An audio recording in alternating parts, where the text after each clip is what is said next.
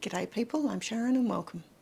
Today I'm hoping to introduce you to some parts of your Janome 500, 400 or 550E that you may not know are there. They're really good fun and they allow you to underline lettering and make all sorts of interesting things happen. I'm going to begin by going into the edit screen and changing the hoop. So I'm going to go over the page and make it the biggest hoop possible, just so I've got lots of things I can show you. So from here into the home screen and the alphabet, and I'm going to go large, just so that it's easier for me to do this. At the moment you'll notice that the direction of the lettering is horizontal, and I am just going to put as many letters in as I can.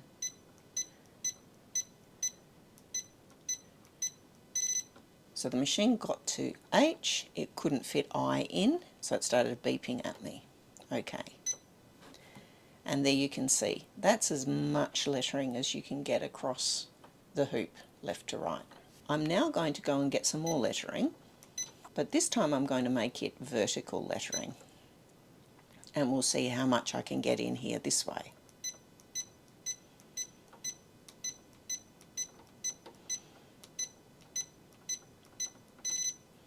So I can get up to N, okay? And you can see there it is in the hoop. In these cases it just shows you're able to put a lot more lettering in if you go in that direction. I often find, however, that in that direction, if I was putting something at the bottom of a towel, I'm going to end up with the towel stuck in this part of the hoop space, and I would rather it was out on my table, so I need to move that around and face it the other way. I can do it with the rotation, or I can simply flip it and flip it again, and we have now got it in the right direction so that the majority of my towel would be over on the table rather than under the harp space of the machine. A lot more letters this way than that way. The last time I was looking at lettering, I went into the fonts, and very quickly over this side I mentioned border sew and normal sew. A lot of people will never actually go in there and look at them, and they are brilliant. Let's have a look at what we can do with them. Border sew. You can see here I've got two ducks. I'm going to do horizontally across my screen sets of ducks. So I got 8 ducks across, and when I go OK, there they are on the screen. The thing is, this machine thinks that they are letters. They've come out of the lettering part of the machine, so as far as the machine's concerned, those ducks are letters. And that means that this arcing thing works. In the arcing, I am going to go up here, and what I'm aiming for is to turn it into a half a circle. That looks pretty good to me. And I'm going to move it up until that green line is just on my centre line. In fact, I think I probably need to go one more. So we'll go back into the arcing, one more. There we go. Okay. I am going to copy this, and then I am going to flip it vertically and move it down.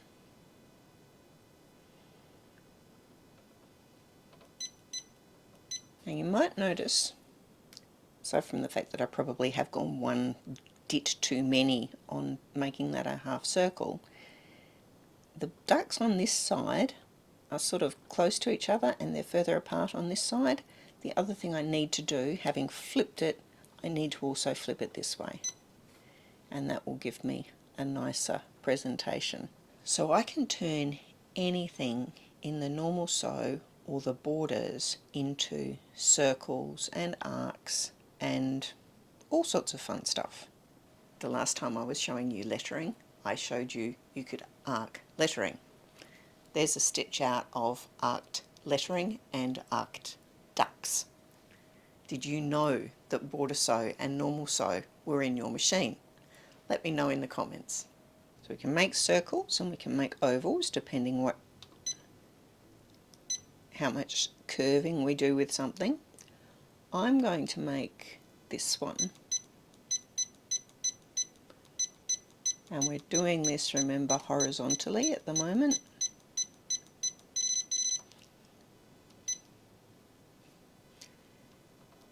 If I go over here and I arc it,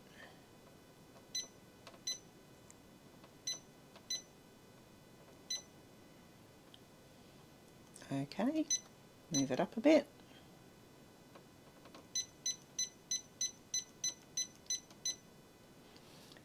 And then I can copy it,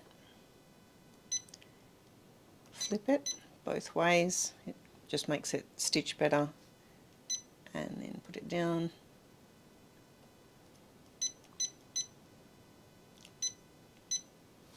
I've got a circle, but I'd like to make a slightly bigger circle. How do I do that? Home, alphabet, change this to vertical, because we know that we can get more letters or whatever vertically.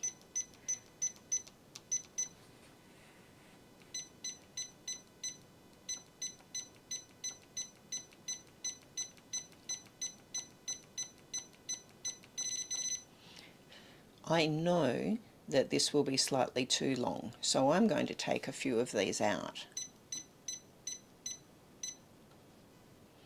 Then OK,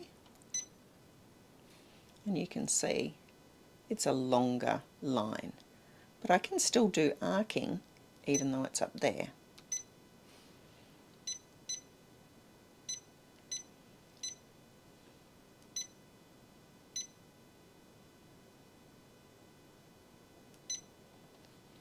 And once again, I can copy it and then turn it around and move it over.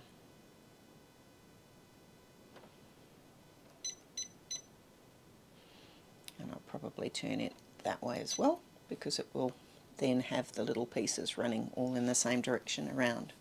Now I've got them, I'm going to go looking for another design, and depending where things were when you opened your machine, you will see different numbers of pages of designs. I'm looking in the square hoop. It's not the very first place you go looking for. If I went in here and then back to the hoop, I get this 11 pages worth of designs. Sometimes you only get 3 showing up, but you can force it to give you 11 pages in one place. On the third page I've got this one, and I will show you in a little while how that stitches out, but it fits beautifully inside this design. And here's a stitch out. They're two slightly different stitches that I've used for the circles. That design in the middle is the one that I've got here, and you can see I've done lines of border sew stitches, top and bottom. These sort of designs never show up really well on the screen. It really helps to stitch them out so that you know, actually, they're really nice. What's another thing I could do with it? I'm going to the 20 centimetre hoop because it's a bit closer and easier for you to see. Home, alphabet. I want to come down to this one that looks sort of like a chevron.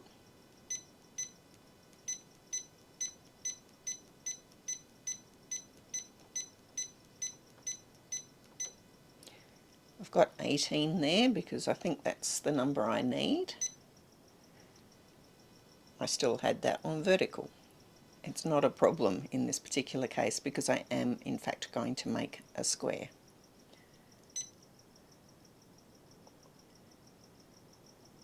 What I'm looking to do is to get this, the corner of the design, on a line coming down through the middle there. So I'm now going to copy it and I'm going to move over to the other side.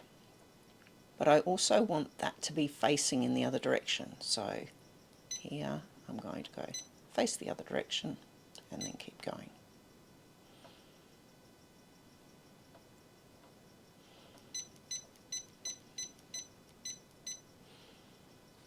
Now I can copy one of these and I will turn it.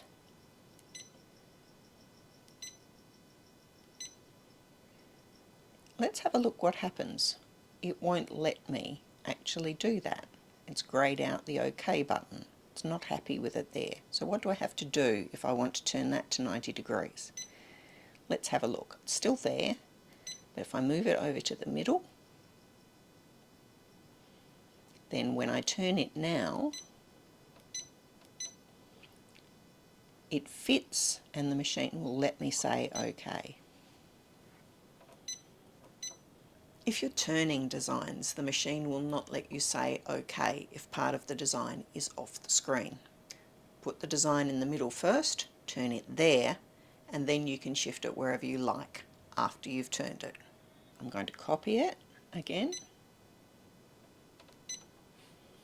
flip it around, and move it up to the top.